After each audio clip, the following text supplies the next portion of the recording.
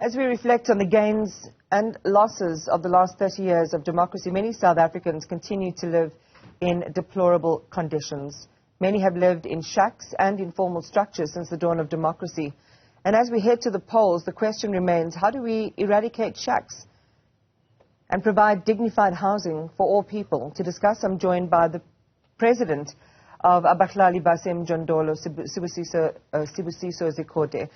Sibusiso, good morning to you, and thank you very much for your time. We're going to take a live crossing from our reporter in just a moment into the Slovo informal settlement to look at housing and the issue of housing and why some people in our communities are choosing, for example, to use their RDP allocations as an opportunity to create some wealth or some revenue for themselves. So they're renting it out or perhaps even building backyard dwellings on those properties to try and make money. Share with us from your perspective and your experience why you have seen this happening, and maybe just share a point of view from community members who engage in this practice.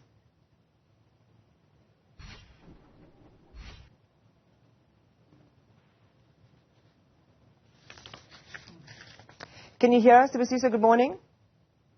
Yes.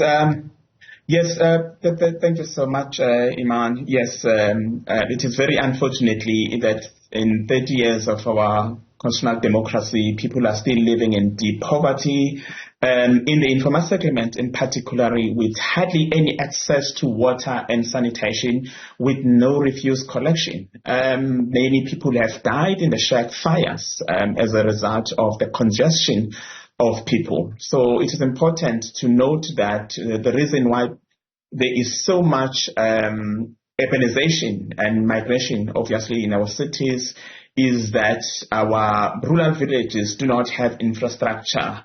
People go to urban centers for economic reason, for employment, for the institutions of high learnings that you will not find in the rural communities, and for better health facilities and so on. Now, our cities are not prepared and equipped, obviously, to accommodate the influx of people coming into our cities.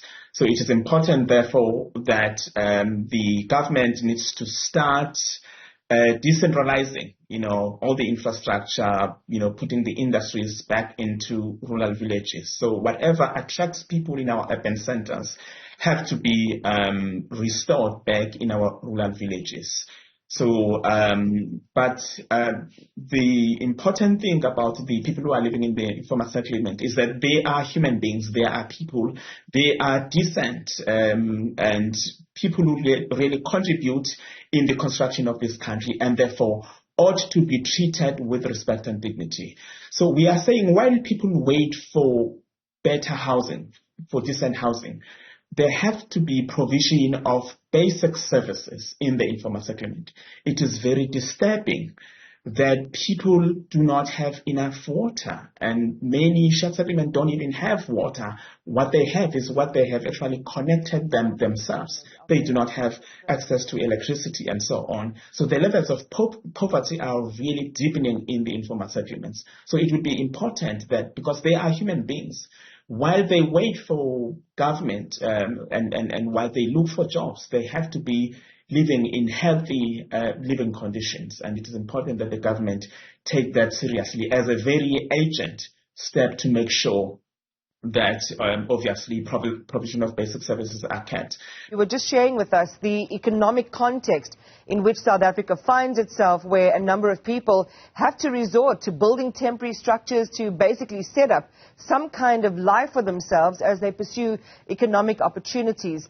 Now, a number of people in our communities have been criticized for being allocated RDP houses and then renting those RDP houses out, sometimes installing a back room or a backyard shelter on those same properties. And the argument's been made in a context where people have very limited resources and jobs are scarce. This is why they resort to doing that. What can you tell us from your experience with this? Oh, yes, no, absolutely. That is happening. And the reason behind that, first of all, the state failed to engage with the communities it meant to develop.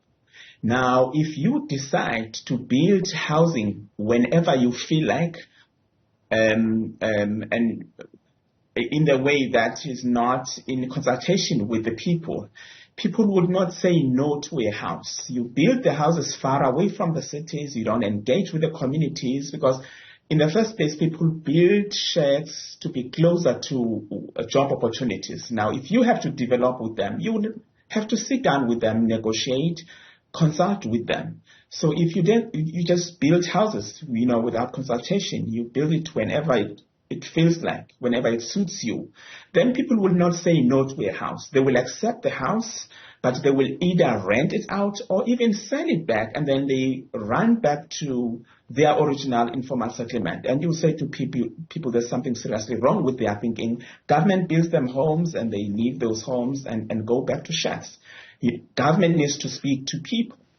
People will never say no to a house. They will accept it, but they know that they need the houses to be closer to the places of work or at least where there are job opportunities.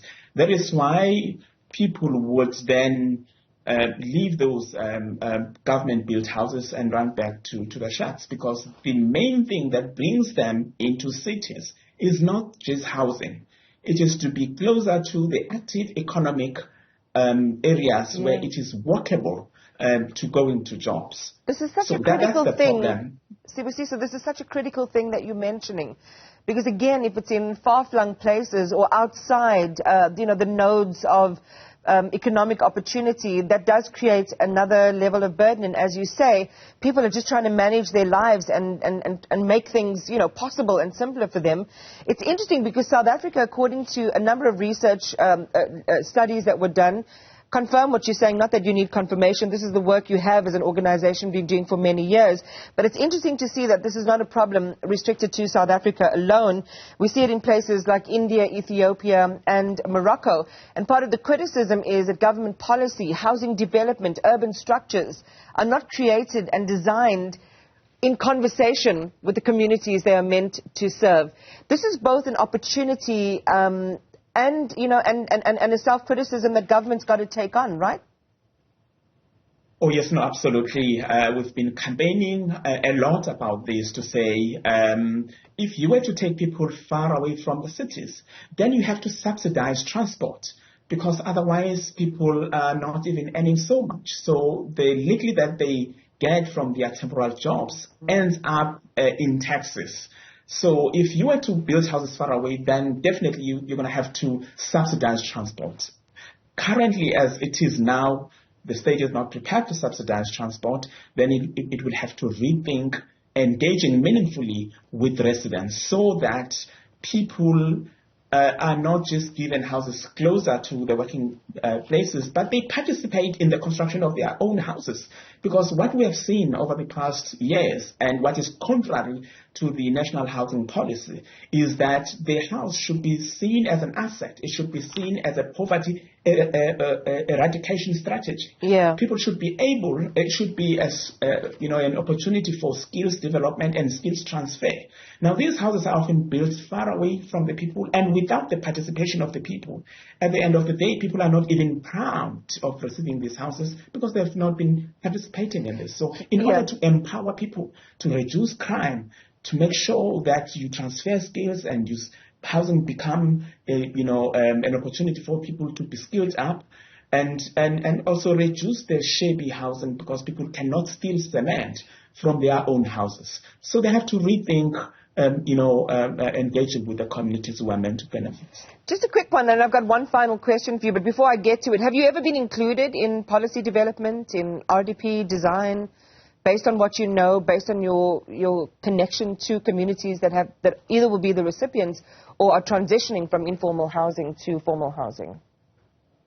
Not really. I mean, shack dwellers have wealthy information. They know what the policies that would make them happy should look like. But that opportunity is not really given to people who would really be helpful to policymakers and government. We would have advanced in the provision of housing if the people who are meant to benefit were actually included in the policy discussion. I want to end with one final thing, Sibusiso, and it's actually quite important.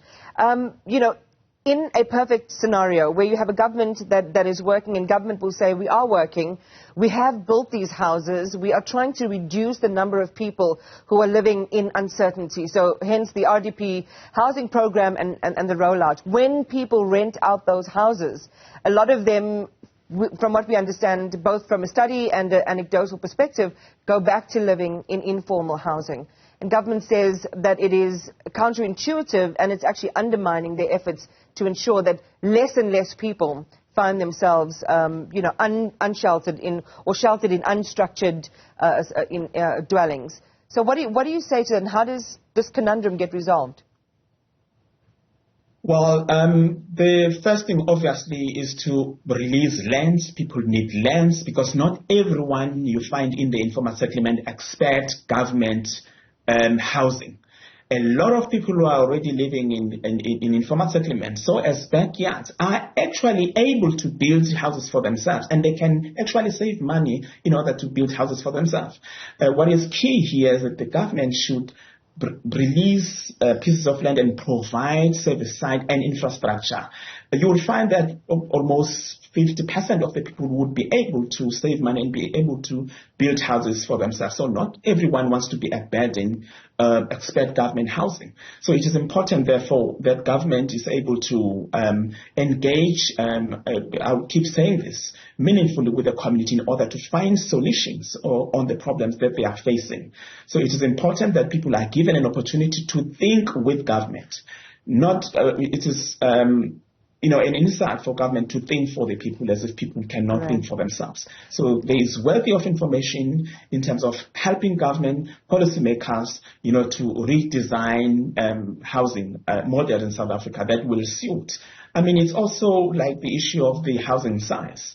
The one size fits all, from our experiences, is that government would really be assisted a lot, also to look into the size of a family, not a standard one size fits all, because some families are, bigger than the others. So these are some of the conversations that we have amongst ourselves. But if the government is not forthcoming, they will be missing a lot of wealthy information from the shared dwellers themselves, because we are here to assist the government. Sibusiso, thank you so much. I think you've provided such great insight as to what is happening and how things could happen better in future. And I really hope that from a policy development perspective that you do eventually have a seat at the table. Sibusiso Zikode, who is with Abahlali Basemjondolo.